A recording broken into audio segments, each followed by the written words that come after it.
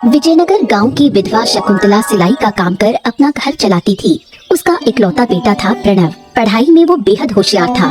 सब कहते थे एक दिन वो गांव का नाम रोशन करेगा।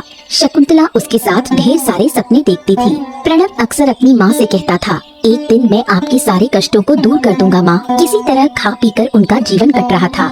समय बीतता गया, वर्षों गुजर गए। प्रणव जवान हो गया और शकुंतला बूढ़ी। पढ़ाई पूरी कर अब वो नौकरी की तलाश में था। क्या हाल बना लिया है तूने अपना। कितनी बार कहती हूँ जाते समय छाता ले जाया कर, मेरी तो कोई बात सुनता ही नहीं तू। ओहो, इतनी टेंशन में रहती है माँ, और ऊपर से इतनी जल्दी में निकलता हूँ कि याद ही नहीं रहता है। अच्छा छोड़, आज भी तो किसी इंटरव्यू में गया था, क्या कहा उन्होंने? आप कागजात देखकर तो उन्हें पसंद आया, पर अभी कुछ कह नहीं सकते हैं। बोले 2 दिन बाद फिर आना, तब बताएंगे कि नौकरी मिलेगी या नहीं मिलेगी। इन ऑफिस वालों का तो बस यही काम है, बस बेबस लोगों को चक्कर लगवाते रहो। इन्हें क्या पता नौकरी की कितनी जरूरत है तुझे। ओहो, तो उनकी क्या गलती है माँ? उन्हें भी तो अपने दफ्तर के लिए अच्छा कर्मचारी चाहिए। अब असली दिक्कत तो ये है कि आजकल नौकरी के बाजार में बहुत ज्यादा प्रतियोगिता हो गई है। ऐसे माहौल में टिकना बहुत मुश्किल हो गया है। क्या कहें अब। अच्छा छोड़, तू हिम्मत मत हार। तू तो पढ़ा लिखा समझदार लड़का है। थोड़ा समय लग सकता है, लेकिन तुझे एक ना एक दिन जरूर कोई अच्छी नौकरी मिल जाएगी। शकुंतला ने प्रणव को दिलासा देने की कोशिश की, लेकिन अंदर से वो बहुत टूट चुका था। हर गांव में ऐसे कुछ लोग जरूर होते हैं जिन्हें अपने जीवन से ज्यादा दूसरों के जीवन में दिलचस्पी होती है। कौन क्या कर रहा है, किसके घर में क्या झगड़ा है, इन्हीं बातों की रिसर्च में उनका दिन बीतता है। विजयनगर में ऐसे ही 2 लोग थे, व्यापारी पीताम्बर सेठ और किराने वाला मुरली। पीताम्बर सेठ को जब भी समय मिलता वो मुरली की दुकान पर जाकर बैठ जाता और फिर वहाँ गपशप का दौर चलता। कैसे हैं पीताम्बर बाबू? आज तो पूरे मन से पान खा के आ रहे हैं। लगता है कारोबार खूब चमक रहा है। अरे मुरली, क्या बताऊं, पिछले कुछ दिनों से कोई अच्छा काम नहीं मिला था, लेकिन अभी कुछ देर पहले ही 5 लाख रुपए का काम मिला है। 5 लाख? कुछ ही दिनों में तो आप इतने अमीर हो जाएंगे कि हम जैसे लोगों से बात करने का वक्त ही नहीं होगा आपके पास में। सही कहा ना? अरे क्या बात करते हो मुरली, इतने सालों में मुझे पहचाना नहीं क्या? मैं उन लोगों में से नहीं हूँ जो थोड़ा पैसा आते ही पुराने लोगों को भूल जाएं। मैं अच्छी तरह से जानता हूँ घमंड पतन की जड़ है। अरे मैं तो मजाक कर रहा था आपके साथ, आप भी ना। सुना है प्रणव किसी बड़े दफ्तर में इंटरव्यू देने गया था कल, हो गया क्या उसका कुछ? देखा जाए तो पिछले 2 सालों में तो जाने कहाँ इंटरव्यू देता फिर रहा है। अब जिस दिन उसे नौकरी मिलेगी उस दिन कोयल के घर मुर्गी अंडा देगी, बाकी सब बकवास है। अब तो 4 महीने हो गए, लेकिन शकुंतला ने अब तक मेरे पैसे नहीं लौटाए। और कुछ दिन देखता हूँ, फिर ऐसा अपमान करूंगा ना कि जिंदगी में फिर कभी किसी से उधार नहीं मांगेगी। इस तरह दिन भर वो दूसरों की बुराई करके गप्पे मारकर ही अपना समय बिताते थे। विजयनगर में एक प्रतिष्ठित उद्योगपति रहते थे। उनका नाम किशन लाल था। बहुत बड़ा घर, 4-5 गाड़ियाँ थी उनके पास। उनकी पत्नी का देहांत बहुत पहले हो गया था। उनकी 2 बेटियाँ थी, आस्था और शारदा। पिता की दौलत और रुतबे की वजह से आस्था और शारदा दोनों ही घमंडी स्वभाव की हो गई थी। वो गरीब लोगों से बहुत बुरा व्यवहार करती थी। दरअसल किशन लाल खुद भी बहुत खराब इंसान था। गाँव के लोगों को ऊंचे ब्याज पर कर्ज देता और जब लोग ब्याज चुका नहीं पाते तो उनका सब कुछ छीन लेता। उसी स्वभाव का असर उसकी बेटियों पर भी था।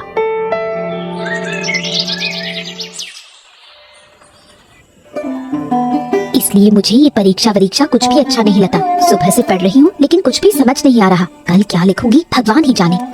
मेरी भी यही हालत है दीदी। देखो ना, इस विज्ञान की किताब को कब से पढ़ रही हूँ, एक अक्षर भी याद नहीं हो रहा। हमें पहले से ही तैयारी शुरू कर देनी चाहिए थी।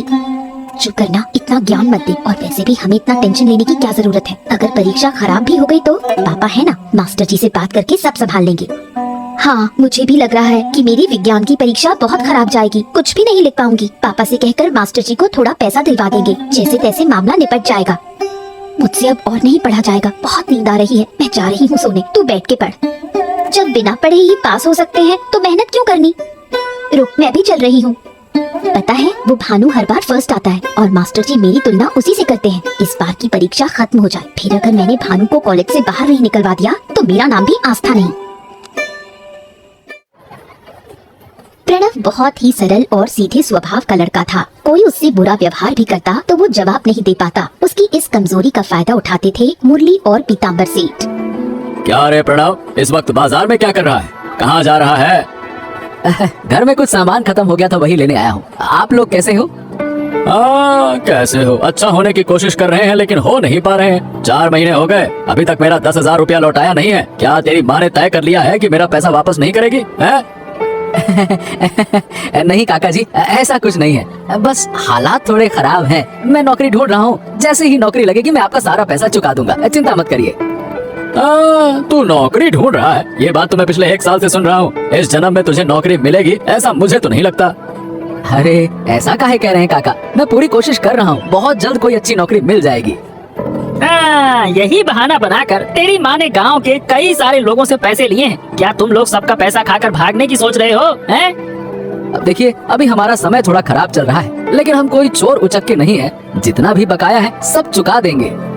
जो लोग 2 हफ्ते की बात करके 4 महीने तक पैसा नहीं देते, उनमें और चोरों में कोई फर्क नहीं होता है, समझ गए? ये आखिरी बार कह रहा हूँ, सिर्फ 1 हफ्ते का समय दे रहा हूँ, वरना कानूनी कार्रवाई करूँगा। लगभग 10 दिन बीत जाते हैं। पीताम्बर मुरली और एक दरोगा को साथ लेकर प्रणव के घर यानी उसकी मौसी के घर के सामने पहुंचता है। वहां पहुंचते ही वो जोर जोर से चिल्लाने लगता है, जिससे प्रणव और शकुंतला बाहर निकल आते हैं। अरे समझ क्या रखा है तुम लोगों ने? चोरी शुरू कर दी है क्या? है? 2 हफ्ते का कहा था, अब 5 महीने हो गए हैं, अभी तक मेरा पैसा नहीं मिला। काका, मैंने तो आपसे कहा था कि अभी हालात खराब हैं, बस कुछ दिन का और वक्त दे दीजिए, मैं जरूर आपका पैसा चुका दूंगा। अरे क्या बात करते हो? अब और 1 पल का भी समय नहीं मिलेगा। आज ही मेरा पैसा चाहिए, नहीं तो मैं कोई तमाशा कर दूंगा। नालायकों! अरे इन्हें धमकी देने से कुछ नहीं होगा पीताम्बर बाबू।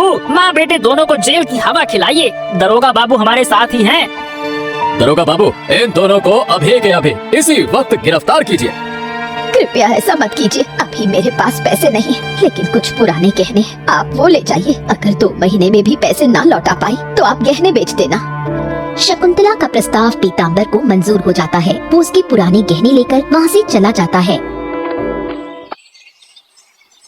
प्रणव अपनी माँ के गहने वापस लाने के लिए दृढ़ संकल्प करता है। उसे समझ में आ गया कि अगर उसे पैसे कमाने हैं तो नौकरी का इंतजार करना बेकार है। उसे कोई दूसरा रास्ता तलाशना होगा। बहुत लोगों से बातचीत करने के बाद उसे किशन लाल के बारे में पता चलता है और काम की तलाश में वो किशन लाल के घर पहुँचता है। तुम्हें पहले कहीं देखा नहीं, अपना परिचय दो। मेरा नाम प्रणव दास है, मैं दासपाड़ा में रहता हूँ। मैं कई दिनों से नौकरी की तलाश में इधर उधर भटक रहा हूँ। बड़े बड़े दफ्तरों में इंटरव्यू दिए, लेकिन कहीं से भी कोई लाभ नहीं हुआ। किसी ने मुझे नौकरी नहीं दी। आजकल नौकरी का बाजार कुछ अच्छा नहीं है। नौकरी की उम्मीद में बैठे रहना बेवकूफी के सिवा कुछ नहीं है। आज की युवा पीढ़ी होकर ये भी नहीं जानते क्या है? मुझे पता है, लेकिन अपने खुद के व्यवसाय शुरू करने की स्थिति में मैं हूँ नहीं, इसीलिए। अच्छा ठीक है, मैं तुम्हारी क्या मदद कर सकता हूँ? अगर पैसे उधार चाहिए तो ब्याज लगेगा, बताओ चुका पाओगे? मैं आपसे पैसे मांगने नहीं आया हूँ। सुना है आपके पास कई कारखाने हैं, अगर उनमें से किसी एक में मुझे काम मिल जाता तो बहुत उपकार होता। इस समय मुझे अपने किसी कारखाने में कामगार की जरूरत नहीं है। देखिए, मैं बहुत उम्मीद के साथ आपके पास आया हूँ, बहुत मुसीबत में हूँ, मुझे एक नौकरी की सख्त जरूरत है, कृपया करके थोड़ी दया करिए ना। अच्छा ठीक है, वैसे मुझे एक ईमानदार लेखाकार की जरूरत है। क्या तुम लेखा जोखा संभाल सकते हो? हाँ, बिल्कुल बिल्कुल, मैं पूरी ईमानदारी से काम करूंगा।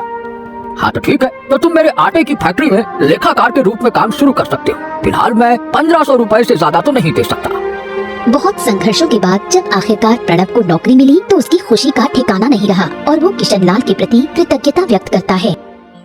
प्रणव को कारखाने में नौकरी मिलने की खबर मुरली और पीताम्बर के कानों तक पहुंची। मुरली हमेशा से प्रणव से जलता था और अब तो ईर्ष्या से तिलमिला उठा। किशन लाल के घर में ड्राइवर के रूप में काम करता था आनंद। मुरली ने उसे खुश करने के लिए कई बार अपनी दुकान से मुफ्त में चीजें खिलाई ताकि वो प्रणव के बारे में जानकारी ला सके।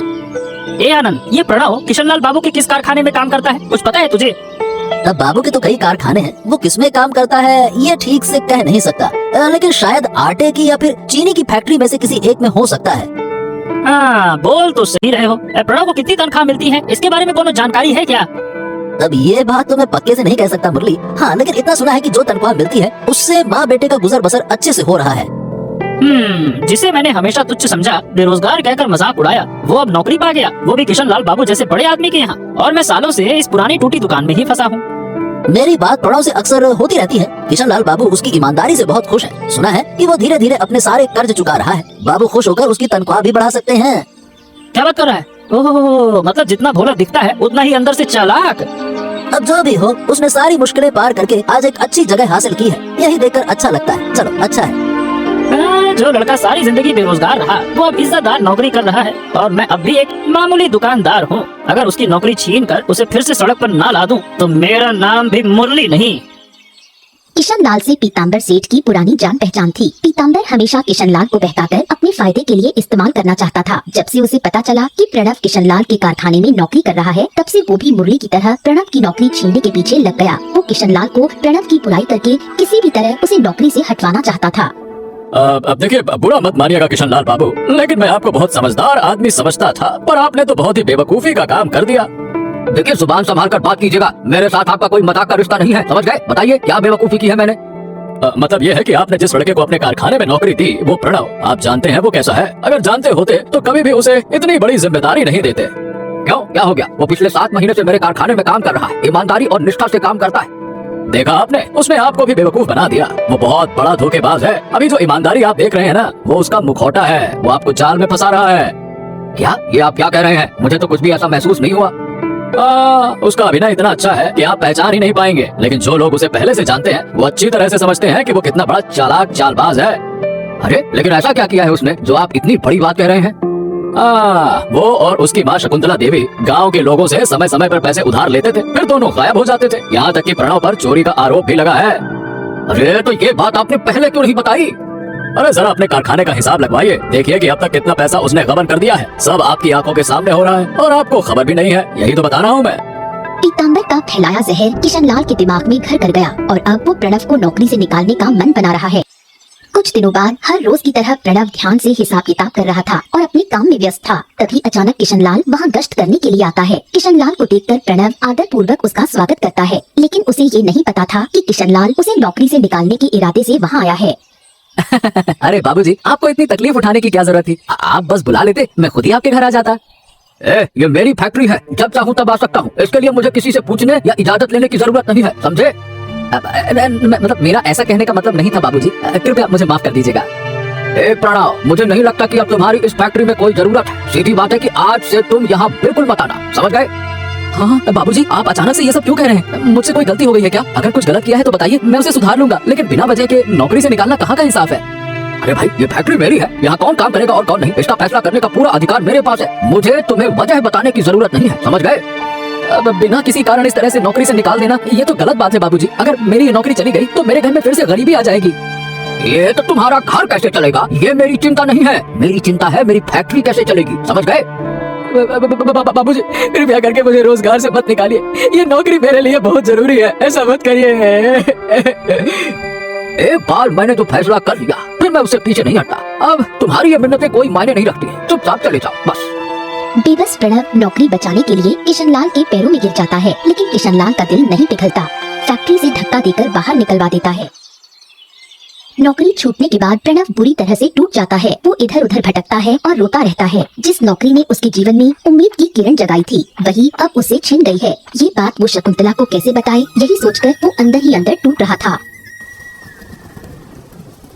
क्या हुआ बेटा, तेरी ये हालत क्यों है? और आज तू इतनी जल्दी काम से कैसे लौट आया? क्या तेरी तबीयत खराब है? माँ, मेरी नौकरी चली गई, बिना किसी कारण के उन्होंने मुझे धक्के देकर बाहर निकाल दिया। इतना कहते ही प्रणव फूट फूट कर रोने लगा और शकुंतला को समझ में नहीं आता कि वो उसे कैसे दिलासा दे। आज मैंने ये समझ लिया माँ, ये दुनिया सीधे साधे लोगों के लिए नहीं है। यहाँ वही टिकते हैं जो अपना हक छीनना जानते हैं। आज तक सबने मेरी सादगी का फायदा उठाया, मुझे अपमानित किया, लेकिन अब नहीं। अब मैं भी इस समाज को दिखाऊंगा कि मैं क्या कर सकता हूँ। हाँ। तू ये क्या कह रहा है बेटा, क्या करेगा तू? प्रणव शकुंतला की बातों का कोई जवाब नहीं देता। वो बस चुपचाप सिर झुकाकर बैठा रहता है और उसके भीतर गुस्से की आग सुलगती रहती है। बहुत दिन बीत जाते हैं। गांव के लोग अपने अपने जीवन में व्यस्त हो जाते हैं। प्रणव और शकुंतला को सब लगभग भूल ही जाते हैं। एक दिन गांव में एक साधु आता है। उसका नाम रघुनाथ था। रघुनाथ जंगल में एक आश्रम बनाकर रहने लगता है। गांव के कुछ लोग उससे मिलने जाते और अपनी जिंदगी की समस्याएं उसके साथ साझा करते। एक दिन प्रणव भी उससे मिलने जाता है। हरिओम हरिओम, कौन हो बेटा? इस अंधेरे में मेरे आश्रम में क्या कर रहे हो? इस समय तो यहाँ कोई नहीं आता। मुझे पता है कि ये समय आपके विश्राम का है। आपको परेशान करने के लिए माफी चाहता हूँ, लेकिन मैं जानबूझकर इस समय पर आया हूँ ताकि कोई मुझे देख ना सके। मुझे अब लोगों की नजरों से दूर रहना अच्छा लगता है। लेकिन क्यों? ऐसा क्या हुआ है जिससे तुम सबसे छिपकर रहना चाहते हो? अगर मन में कोई पीड़ा है तो बेझिझक बताओ। मन की पीड़ा अगर बताने बैठा तो शायद कभी खत्म ही ना हो। मुझे जीवन में कभी भी सिवाय तिरस्कार, अपमान और उपेक्षा के कुछ नहीं मिला। मैं चाहता था जैसे मेरे दिल में सबके लिए प्यार है, वैसे ही लोगों के दिल में मेरे लिए भी कुछ थोड़ा बहुत ही सही प्यार तो हो। तुम एक नेक इंसान हो, लेकिन इस दुनिया में तुम्हारे जैसे सीधे लोग अक्सर अपमान और दुख ही पाते हैं। ये दुनिया बहुत निर्दयी है। जितना तुम लोगों को अपनाना चाहोगे उतना ही वो तुम्हें दूर करेंगे। तो अब मैं क्या करूं? जो अपमान, उपेक्षा मुझे मिली है उसका बदला कैसे लूं? तुम्हें खुद को बदलना होगा, अपनी सादगी को छोड़ना होगा, तभी लोग तुम्हारी असली कद्र करना सीखेंगे। रघुनाथ की बातों को सुनकर प्रणव निर्णय लेता है। अब वो अपना ऐसा रूप दिखाएगा जो किसी ने कभी सोचा भी नहीं था। अब वो तैयार है हर अपमान और हर उपेक्षा का हिसाब चुकता करने के लिए। एक रात आस्था, शारदा और किशनलाल एक साथ खाना खा रहे थे। तभी दरवाजे पर दस्तक हुई। आस्था उठकर दरवाजा खोलने जाती है। दरवाजा खोलते ही वो देखती है कि अंधेरे में एक काले कपड़े पहना हुआ आदमी खड़ा है, जिसकी शक्ल साफ नजर नहीं आ रही। बड़ी हुई दाढ़ी और मूछें, भयानक चेहरा और हाथ में एक धारदार चाकू। दरवाजा खुलते ही वो जोर से अंदर घुस गया। अरे कौन हो तुम? इतनी रात को मेरे घर में घुसने की हिम्मत कैसे हुई? अरे चाहते क्या हो तुम? कौन हो? किशनलाल बार बार पूछता है, लेकिन वो आदमी कोई जवाब नहीं देता। फिर ध्यान से देखने पर किशनलाल पहचान जाता है। वो कोई और नहीं बल्कि प्रणव है। प्रणव तुम? अरे क्या तुम मुझसे मजाक कर रहे हो? इतनी रात को इस हालत में मेरे घर पे क्यों आए हो? शाबाश, तो आपने मुझे पहचान ही लिया। याद है उस दिन कैसे आपने मुझे बिना किसी कसूर के नौकरी से निकाल दिया था और कार्ड से धक्के देकर फैक्ट्री से बाहर फेंकवा दिया था? याद है? ए प्रणव, अभी के अभी मेरे घर से निकल जाओ वरना मैं पुलिस को बुला दूंगा। हाँ। मैं एक अधूरा काम पूरा करने आया हूँ। जब वो काम हो जाएगा तब मैं खुद से जीत जाऊंगा। अरे ये क्या बकवास कर रहे हो? क्या नशे में हो क्या? नशा करके मेरे घर में आकर तमाशा कर रहे हो? मैं आज उस अपमान का बदला लेने आया हूँ। जैसे आपने उस दिन मेरी परवाह किए बिना मुझे नौकरी से बाहर निकाल दिया था, आज मैं आपको खत्म करके आपके परिवार को अकेला छोड़ जाऊंगा। हाँ, रुक जा। इतना कहकर प्रणव किशनलाल पर चाकू से वार करता है। किशनलाल गंभीर रूप से घायल होकर जमीन पर गिर जाता है, वहाँ से भाग जाता है। गांव में इतने बड़े उद्योगपति की हत्या की खबर आग की तरह पूरे गांव में फैल जाती है। लोग डर के साए में जीने लगते हैं। पुलिस किशनलाल के घर की तलाशी लेती है और वहीं से आस्था और शारदा को बचा लेती है। आस्था और शारदा बहुत डरी हुई थी। पुलिस उनसे पूरी घटना का विवरण पूछती है। वो बस इतना ही बता पाती है कि हत्यारे का नाम प्रणव था। जब आस्था और शारदा की गवाही में प्रणव का नाम आता है तो मुरली और पीताम्बर बुरी तरह घबरा जाते हैं। उन्हें डर सताने लगता है कि कब उनके ऊपर भी हमला हो जाए। अरे कई दिनों से मैंने उसे देखा नहीं है। सुना था कि वो घर से ज्यादा बाहर नहीं निकलता, लेकिन वो कुछ ऐसा करेगा ये तो भाई मैंने सपने में भी नहीं सोचा था। अरे मुझे तो पूरी घटना ही नकली लग रही है। अरे प्रणव जैसा सीधा साधा मूर्ख लड़का भला कैसे एक उद्योगपति की हत्या कर सकता है, वो भी ऐसे इंसान की जिसके यहाँ उसने कभी काम किया था। मुझे लगता है कि नौकरी से अचानक निकाले जाने और बेइज्जती का बदला लेने के लिए ही प्रणव ने ऐसा किया। हाँ, लेकिन अब हमें भी सतर्क रहना होगा। वो अभी भी फरार है, किसी भी वक्त वो गांव में वापस आ सकता है। हमें ध्यान रखना होगा कि हमारी हालत कहीं किशन बाबू जैसी ना हो जाए। जब तक प्रणव पकड़ा नहीं जाता मुझे अंदर ही अंदर डर तो लगता रहेगा। बिल्कुल सही कहा आपने। जो इंसान रात के अंधेरे में एक प्रभावशाली आदमी की हत्या कर सकता है, उसके लिए हमारे जैसे साधारण लोगों को मारकर भाग जाना ये तो कोई बड़ी बात नहीं है। प्रणव का ये रूप, बाप रे बाप, मैंने तो कभी कल्पना में भी नहीं सोचा था। अपने ही कर्मों का फल अब उन्हें डर और पछतावे के रूप में मिल रहा है। हर वक्त उनके मन में यही डर बना रहता है कि कब कोई उनके पास आए और उनका भी अंत कर जाए। गांव में डर और भय का माहौल है। आस्था और शारदा जी जान लगाकर अपने पिता के हत्यारे को कानून के हवाले करने की कोशिश में लगी है। पुलिस हर जगह प्रणव की तलाश कर रही है, लेकिन उसका कोई सुराग नहीं मिल रहा। यहाँ तक कि प्रणव की माँ शकुंतला को भी नहीं पता कि वो कहाँ है। लेकिन प्रणव के किए की सजा बार बार शकुंतला को थाने बुलाकर दी जा रही थी। कहाँ था तू इतने दिन? तुझ पर मुझे कितना गर्व था, तुमने सब मिट्टी में मिला दिया। सबकी तरह क्या तुम भी मुझसे नफरत करोगी माँ? बिल्कुल, अब मुझे तुझसे घिन आती है। जिन चीजों पर कभी गर्व था, आज वही चीजें शर्म बन गई हैं। मुझे पता है माँ, मैं भले ही भागा हुआ हूँ, लेकिन सब खबरें मुझे मिलती रहती हैं। लेकिन जो कुछ मैंने किया उसका मुझे जरा भी अफसोस नहीं है। मैंने बस अपने साथ हुए अपमान और तिरस्कार का बदला लिया है। तो इसका मतलब तू एक इंसान की जान ले लेगा? मुझे शर्म आती है तुझे अपना बेटा कहते हुए। जब मैं रास्ते से गुजरती हूँ, लोग मुझे हत्यारे की माँ कहकर बुलाते हैं। मुझे पता है कि तुम तकलीफ में हो, लेकिन एक बार जरा सोचो माँ, मैंने कभी किसी का बुरा नहीं चाहा, फिर भी इस समाज ने हमेशा मुझे नजरअंदाज किया, मेरी सादगी का मजाक उड़ाया। इसी समाज ने मुझे बुरा बनने पर मजबूर किया। और तूने क्या किया? डकैती को अपना पेशा बना लिया। रात के अंधेरे में घरों में घुसकर लोगों को लूटना, यही तुझे सुकून देता है? ठीक है माँ, अगर तुम्हें ये सब पसंद नहीं है तो मैं डकैती छोड़ दूंगा। मैं फिर से पहले जैसा बन जाऊंगा। लेकिन एक आखिरी काम बचा है, वो मुझे पूरा करना होगा। कौन सा काम? प्रणव किसी सवाल का जवाब नहीं देता, बस हल्की सी मुस्कान के साथ अपनी माँ को प्रणाम करता है और फिर वहाँ से निकल जाता है। कुछ दिन बीत जाते हैं। गांव का माहौल थोड़ा सामान्य हो जाता है, लेकिन पुलिस अब भी प्रणव की तलाश में है। शकुंतला पुलिस को बता देती है कि प्रणव उससे मिलने आया था, लेकिन वो कहाँ गया उसे नहीं पता, इसलिए पुलिस और सतर्क हो जाती है।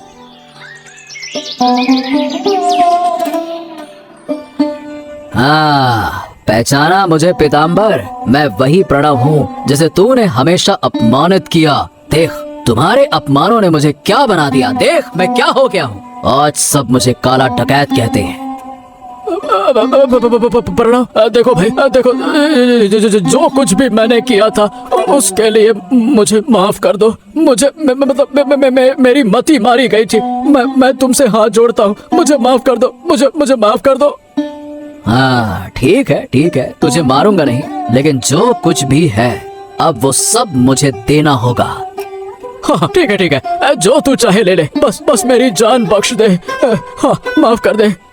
प्रणव चाकू दिखाकर पीताम्बर से उसके घर की सारी नकदी और गहने जबरन ले लेता है, फिर मुस्कुराते हुए कहता है, अब एक सबसे कीमती चीज लेना बाकी है और वो है तेरी जान।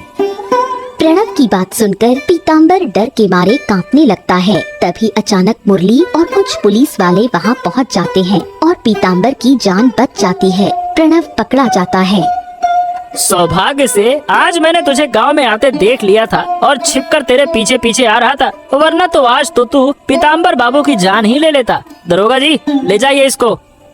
इस तरह पीताम्बर की जान बच गई। प्रणव के पास से लाखों रुपए और बहुत से गहने बरामद हुए। पता चलता है कि उसने सिर्फ विजयनगर ही नहीं बल्कि आसपास के कई गांवों में भी काला डकैत बनकर लूटपाट की है। वो अपना अपराध स्वीकार करता है और कहता है कि उसे अपने कामों का कोई पछतावा नहीं, क्योंकि समाज की उपेक्षा ने ही उसे ये राह चुनने पर मजबूर किया। लेकिन जिन निर्दोष परिवारों पर उसने अत्याचार किया उनसे वो माफी मांगता है। सब लोग अपने सामान्य जीवन में लौट जाते हैं। प्रणव की जिंदगी जेल की 4 दीवारी में सिमट जाती है और उसकी माँ शकुंतला वो बेबस और अकेली रह जाती है। बीमार शरीर और समाज की तिरस्कार भरी नजरों के साथ उनका जीवन धीरे धीरे कटता जाता है।